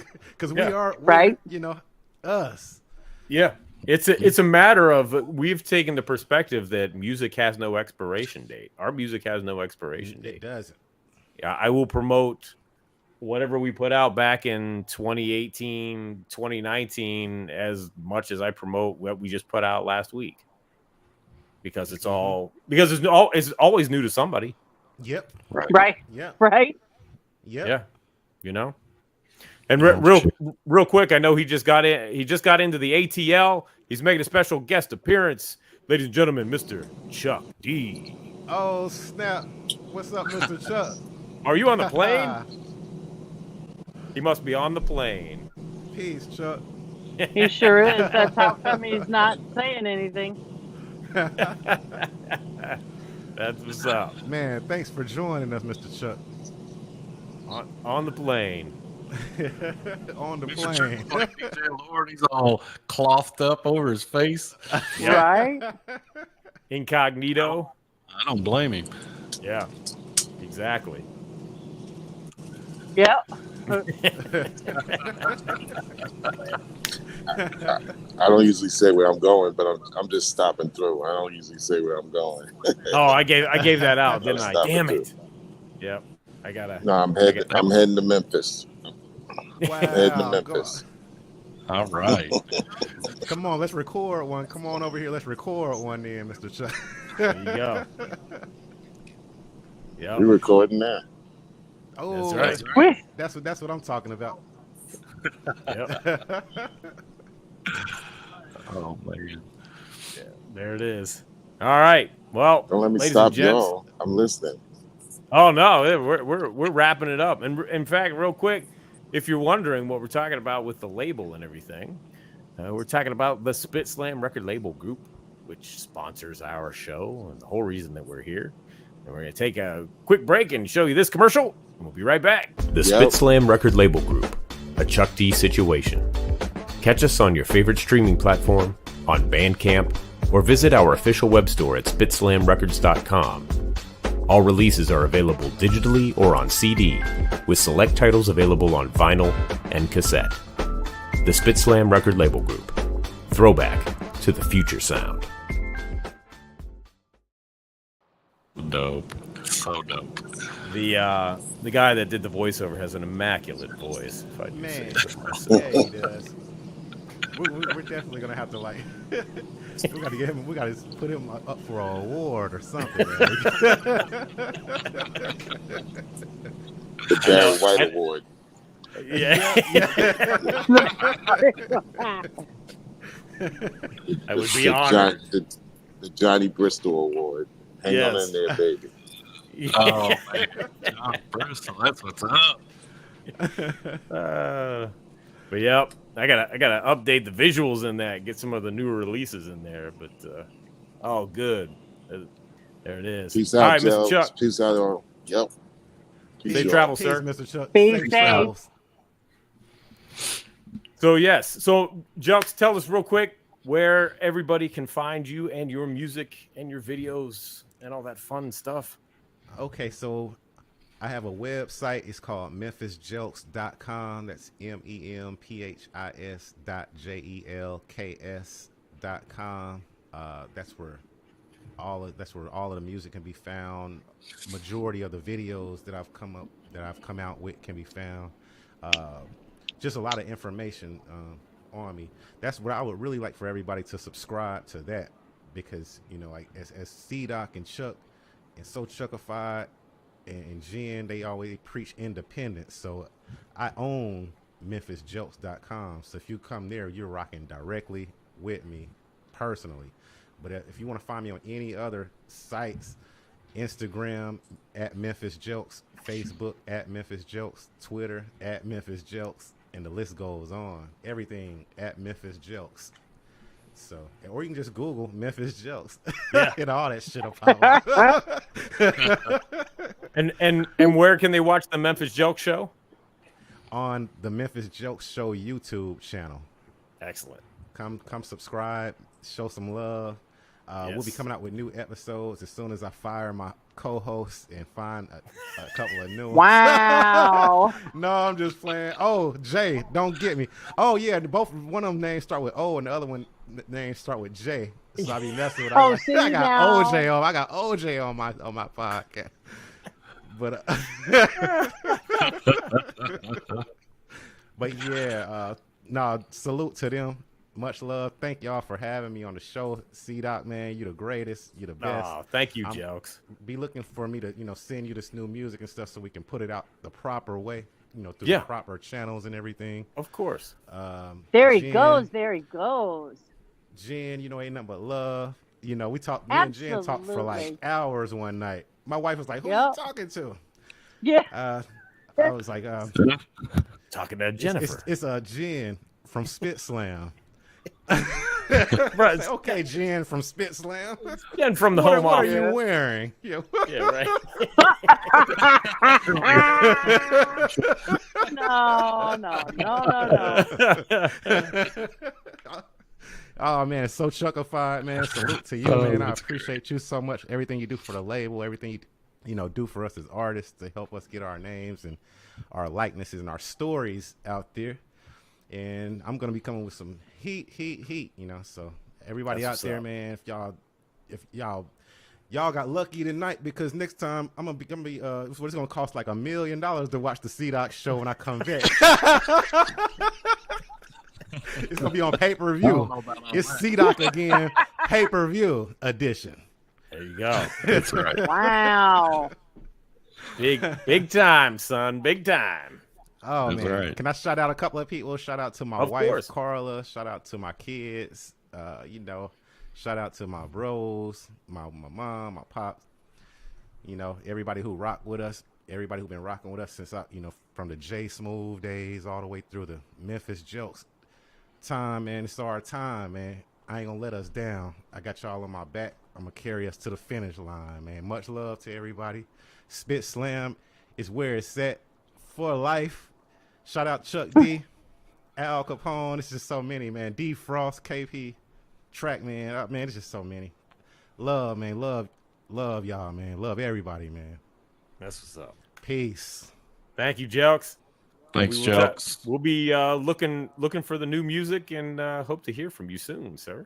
Thank y'all for having me. Will do. Anytime. I'll be in touch. Okay. All Everybody, right, ladies and gentlemen, Memphis Jelks. Woo! Memphis Jelks. Woohoo! Peace, everybody. Peace out. Yes, indeed. Love Wow. Memphis Jelks, man. Yeah, Jelks is dope. Really, He is. really great cat. Like he said, we did those videos. What a whirlwind that was, but he was, like I said, a gracious host, and it was a very enjoyable process working with him. You know, one of my favorite artists to work with. So That's cool, man. yeah, very dope. Jen, Look, I'm glad you got your shit working again. I didn't get my shit working. well, I'm on my phone. yeah, Well. you took it outside. That's I That's did. kind of dope. A little change of scenery. I did. See there? Yeah. Wow. Look at you. Well, yeah. Shit, man, That's California. how y'all we just roll out here. I know, What is man. wrong with you? It never rains in Southern California. This is LA, fuckers. Hey. So what are you gonna go get a fat burger? This is after the this? West Side. Yeah, That's right. absolutely. Throwing up the dubs. Yep, this is the West Side. This is what I it want a looks fat like. burger. Damn it. No, I've never had a fat burger. Oh, bro, they're the Oh my best. God, they are so They good. are the best. That I sounds fantastic. love fat burger. So would Hell you yeah. rank fat burger above Whataburger? I haven't had Whataburger. Yep, gotta Jen? try that. Jen, have you had Whataburger? Never had it. Nope. In-N-Out burger. Yes, In-N-Out. Fat burger's Fat better burger is than In-N-Out. better than In-N-Out. Okay. Yeah. Yep. All right. The Fat only burger's thing better than about In-N-Out. the only reason that you want to go to In-N-Out is because it's like everything's fresh, everything's whatever. But Fat Burger, there's nothing like it. Yeah. Fat burger's the hype. Mm. First place I go when I go rent a car, but when I go to LA, I get off the plane, I rent the car, I go straight to Fat Burger. I don't mess around because I'm usually starving, Right. You got to make it a good day. That's right. Yes, Exactly. Fat Burger, quite honestly, is the shit. Yep. Mm. Send me one of those in the mail, Jen. Ew, oh God. Just put it in dry ice. This episode of It's C-Doc Again, sponsored by Fat Burger. Fat burger. Right. Yes, they need to give us some money. But Or dry ice, one of the two. yeah, I'm I'll style. put that up there. Hype style, seriously. Yeah. It's the drive-through hype style. It's the drive-through. It's all Dirty about mind. the drive-through. Hype style Well, with the dirty mind. Well, the Get your drive-through. mind Well, out better. there are freestanding In-N-Out burgers, but the drive-through is called just the tip. Oh my God. Okay. You thought we'd get through one show without me making there you go. Totally impossible. Totally impossible.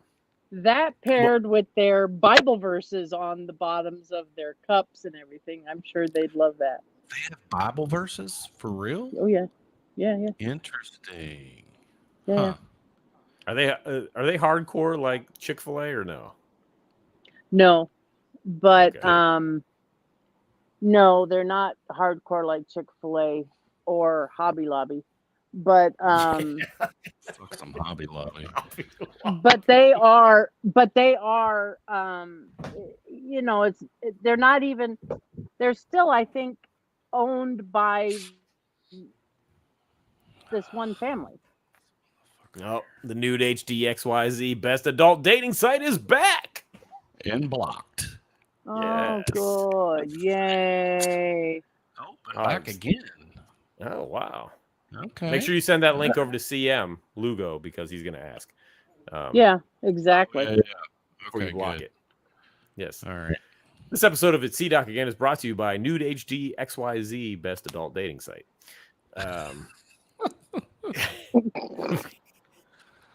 Because they always show up. Anyway. And they always get blocked. That's right. Jennifer, who? Yes, ma'am. Yes, sir. Who? I almost got your bail. No. That was funny. There he is. Anyway, who do we have coming up next week? Oh my God. Are you guys ready? Are you strapped in? Strapped on. Better known as Devin the Dude. That's right, y'all. Devin the Dude. Y'all. Next week. Yep, that one's gonna be fun. Really looking forward to that. Gonna be a good time. So there it is. And from what I understand, a personal appearance from none other than SpitSLAM.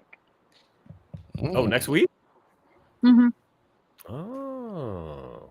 So everybody out there, bookmark because of the 7 whole hours. new single thing. Yeah. But I figured we would do that the following week, but whatever. I'm not going to tell Stet no. Oh, listen. Big congratulations to Soren Baker, who got married day before yesterday. Ah, congrats. Shout out. Yes. Shout out to our friend of the show, Soren Baker. Our friend and yours. Soren Baker. Congratulations. Yeah, Soren, congrats, Soren. To the rest of your life. Yeah, that's great, bro. It's glad to hear that. Also, shout out to my oldest, Davy J, who just turned 11 on Sunday. Oh my God. Happy birthday, Davey. Yep. That's what's up. He's in bed right now. Yeah. He gotta get his ass into shape. He starts back to school next week, and he's gonna have to get his butt up early. So we started that last week, and it was a shit show. So I bet. Oh, my sister started it this week, I think. Yeah, she started this week. Yeah. Kids were averaging about 11:30 every night, and now it's like 9:30, and they're like, "What the fuck is this?" Yeah, right. Davy's like, I'm gonna start going to bed at 7 p.m. I'm like, you're not gonna fall asleep though. You know, you can try. I'm gonna start going to bed at 7. It's like, what kind of because he has to catch. He's got to you? catch the bus at 7 a.m. So. Ew. Yeah, it's whack. It is whack. Ew. And it's whack for me too, because I'm gonna have to be up. So, of course, I've been up with the puppy. So, oh yeah, how is little? Speaking of, yeah, she's good. I think. I'm sure she's out there somewhere. Hopefully, not pissing on the floor again. But yeah, she's getting better. wreaking havoc. Wreaking havoc. Yep. We had her. We went out to dinner, and had her in her little cage or whatever, and had the pee pad in there, and came back, and she had torn it up. So okay. Well That's done, usually what I they guess. do. Yeah. Yeah, All right. exactly. She's getting used to us though. She's funny. What's really She's funny very, is very cute. She is. She is.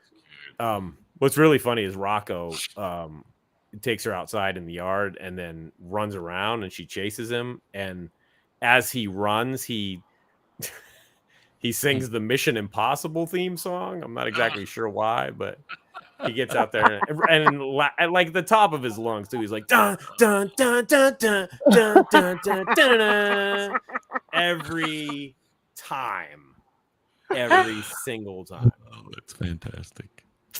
Yeah, he is insane, but we love him nonetheless. Right. We love Rocco them both. is a character. He is a man. character. Is he ever? So, but anyway, great show tonight, guys. Thank you very much. And again, Devin the Dude next week. We will be back on another episode of It's CDoc Again. Thanks everybody for watching. Thanks everybody for watching on the replay. And again, like and subscribe. And we Absolutely appreciate it. And we will see you next week. Peace.